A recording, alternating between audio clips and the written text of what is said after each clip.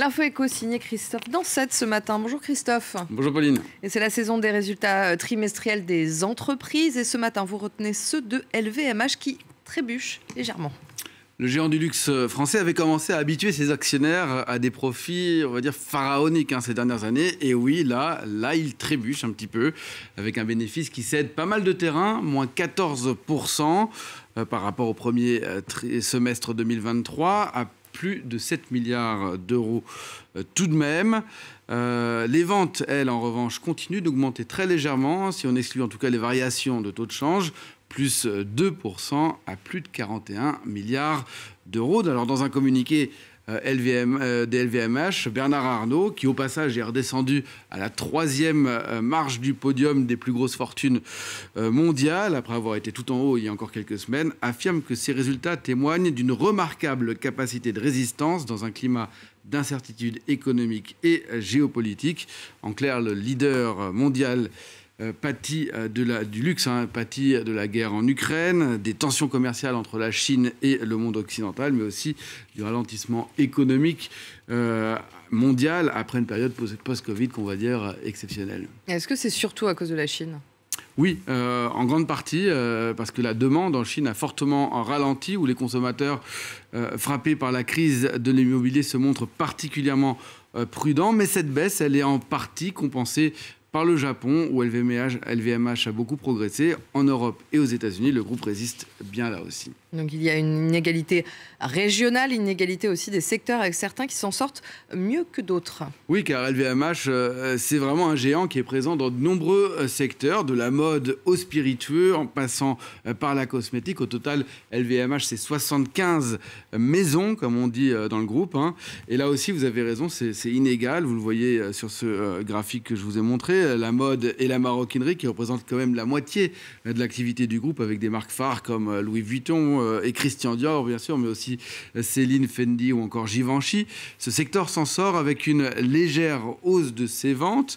Mais là où c'est impressionnant, c'est que les ventes ont plus que doublé depuis le Covid-19. Et ça reste quand même exceptionnel. Les secteurs qui démontrent et de la joaillerie, c'est-à-dire des marques comme Fred, Chaumet ou encore Tiffany's, eux pâtissent beaucoup plus, tout comme les vins et spiritueux marqués par une baisse des ventes de champagne, mais aussi de cognac. On l'a vu dans les chiffres qu'on voyait à l'instant, que le champagne, le cognac sont pris dans la guerre commerciale entre la Chine et l'Europe, boudés par les clients chinois. En revanche, il y a deux secteurs, vous le voyez là à la fin, qui sont en pleine forme, plus 6% et plus 8%. C'est celui des cosmétiques et des parfums, ainsi que celui de la distribution sélective, portée par une marque comme Sephora. Alors, le groupe espère se rattraper au deuxième trimestre et compte en particulier sur les Jeux Olympiques. Oui, si les logos des marques restent interdits dans les stades olympiques, le géant du luxe va parvenir à s'assurer une très forte visibilité durant ces quelques semaines, notamment avec les cérémonies des médailles qui seront apportées sur ces plateaux. Et vous allez reconnaître quand même la marque. Les Vuitton, oui. Voilà, il n'y a pas besoin d'apposer vraiment la marque, ça se voit.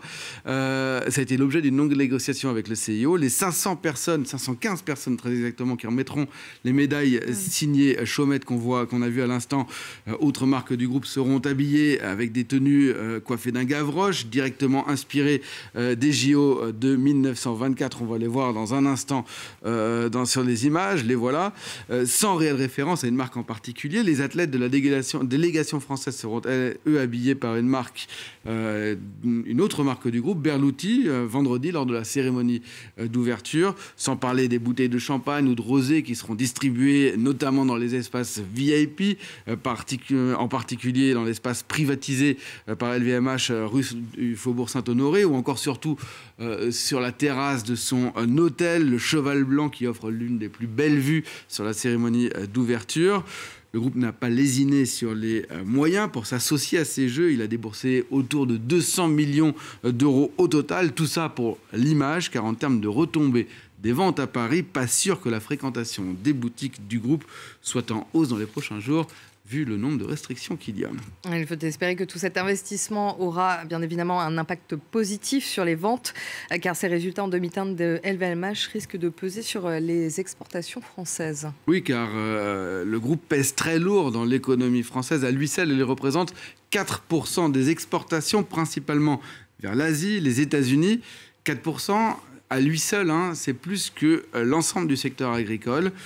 Au total, le luxe représente 12% des exportations et on suivra donc les résultats d'autres groupes de luxe comme Chanel, Hermès ou bien sûr surtout Kering, propriété de la famille Pinault, qui est le principal concurrent des LVMH. Kering qui publie ses résultats ce soir après la bourse. Merci beaucoup Christophe, c'était l'info éco.